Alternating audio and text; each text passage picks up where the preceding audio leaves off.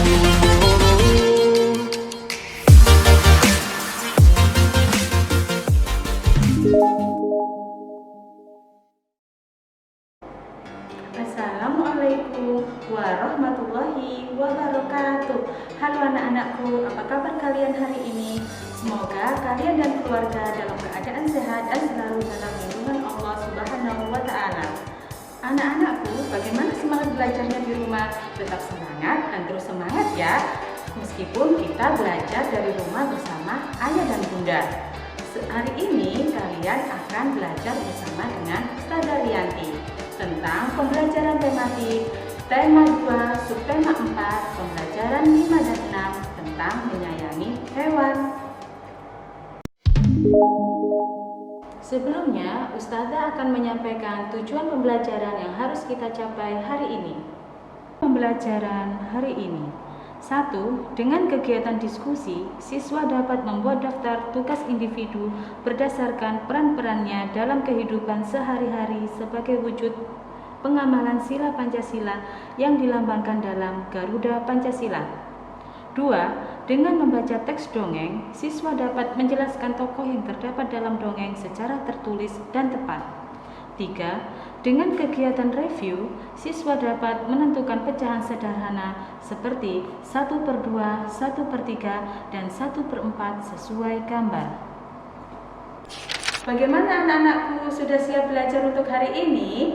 Are you ready? Yes, we are. Bas, Muslim, berprestasi, berbudaya, lingkungan. Coba lihat slide di sebelah Ustazah. Allah menciptakan begitu banyak macam hewan. Kita harus menyayangi hewan-hewan tersebut karena hewan-hewan tersebut sudah memberikan banyak sekali manfaat untuk kehidupan kita. Salah satunya adalah ayam. Ayam dimanfaatkan telur dan dagingnya untuk kita konsumsi. Lalu sapi juga kita manfaatkan dagingnya untuk kita konsumsi. Selain dagingnya, sapi dapat kita manfaatkan tenaganya loh. Untuk apa? Untuk membajak sawah. Nah anak-anak, selain hewan-hewan yang sudah sebutkan tadi, adakah hewan-hewan yang bermanfaat untuk pertunjukan? Betul, tentu ada. Hewan-hewan yang dimanfaatkan untuk pertunjukan contohnya adalah lumba-lumba, gajah, harimau, burung, dan juga singa. Kira-kira pertunjukan apa yang bisa dilakukan oleh hewan-hewan tersebut? Betul, pertunjukan sirkus. Siapa di sini yang pernah melihat pertunjukan sirkus? Ustazah yakin hampir semua anak-anakku sudah pernah melihat pertunjukan sirkus. Apa kalian tahu apa itu pertunjukan sirkus? Hebat, pertunjukan sirkus adalah pertunjukan yang mempertontonkan tentang keterampilan berbagai binatang. Hewan-hewan dalam sirkus tersebut dapat melakukan berbagai macam atraksi yang sangat mengagumkan penonton. Misalnya, meloncati api, bermain bola, bahkan berhitung. Pelatih hewan disebut pawang. Para pawang merawat hewan-hewan tersebut dengan kasih sayang. Ayo sekarang kita mengenal pembagian tugas orang-orang yang berperan dalam sirkus. Berikut adalah tugas orang-orang dalam sirkus. Pawang bertugas melatih dan merawat dengan kasih sayang.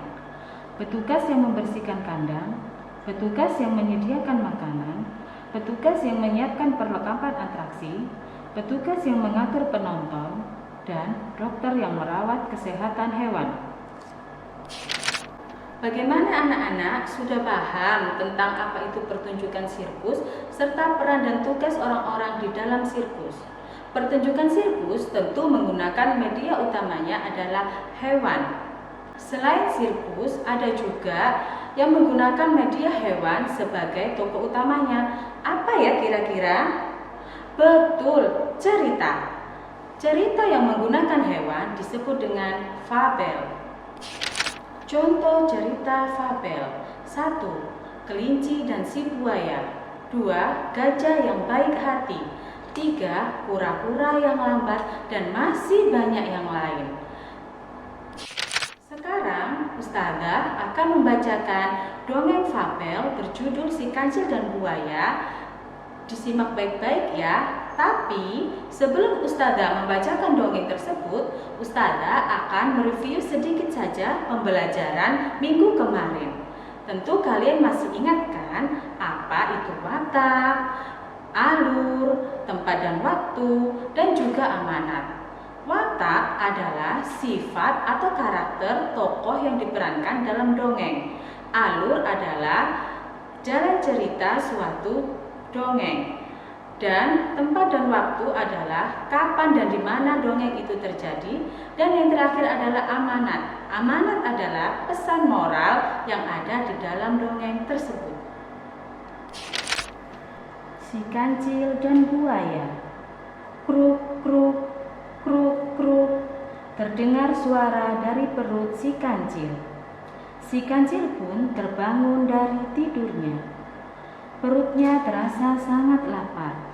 Setelah seharian bermain dan akhirnya tertidur di dalam hutan, si Kancil membayangkan mentimun, makanan kesukaannya.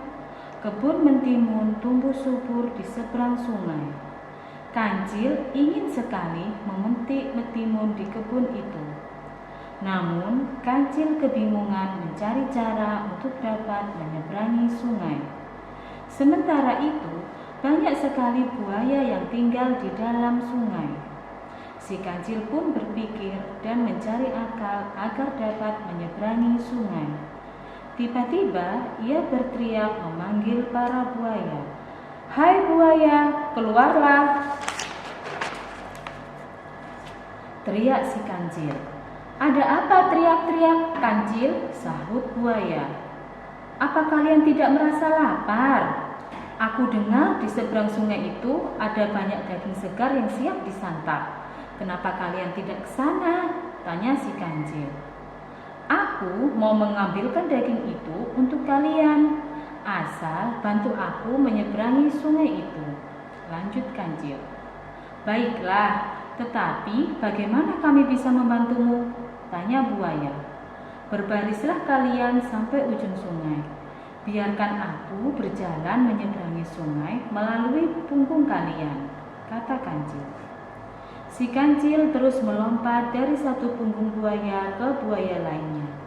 Hingga akhirnya si Kancil sampai di seberang sungai dan mengucapkan terima kasih kepada buaya-buaya itu atas bantuannya. Demikian cerita Si Kancil dan Buaya.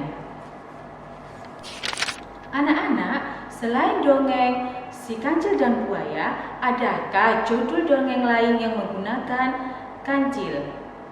Betul, Si Kancil mencuri timun. Coba perhatikan slide di samping Ustazah. Perhatikan gambar mentimun berikut untuk mempelajari bilangan pecahan. Gambar yang pertama, ada satu bagian timun utuh. Penulisan matematikanya adalah 1/1. Gambar kedua, satu timun dipotong menjadi 2 bagian sama besar.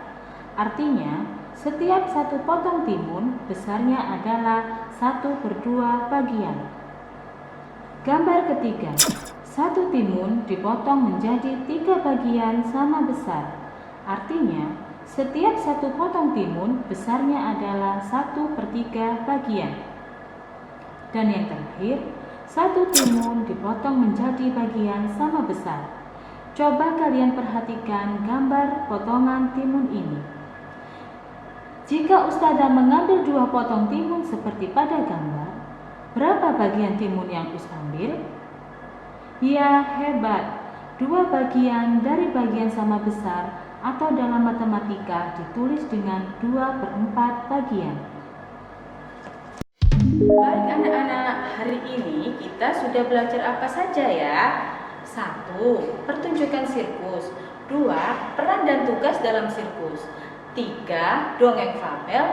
Dan yang terakhir adalah bilangan pecahan. Agar kalian lebih paham pada materi yang Ustazah sudah sampaikan, maka Ustazah akan memberi latihan soal di samping untuk belajar di rumah ya nak.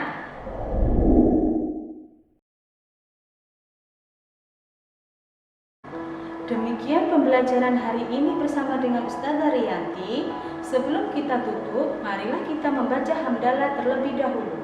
Alhamdulillahirabbil alamin.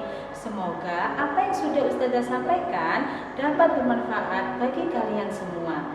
Pesan Ustazah untuk anak-anakku tercinta, jangan lupa selalu memakai masker dan mencuci tangan setiap keluar rumah.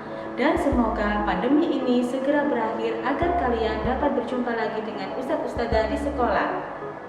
Ustazah mohon maaf jika selama pembelajaran tadi Ustazah melakukan kesalahan baik yang Ustazah sengaja maupun yang tidak Ustazah sengaja. Wassalamualaikum warahmatullahi wabarakatuh.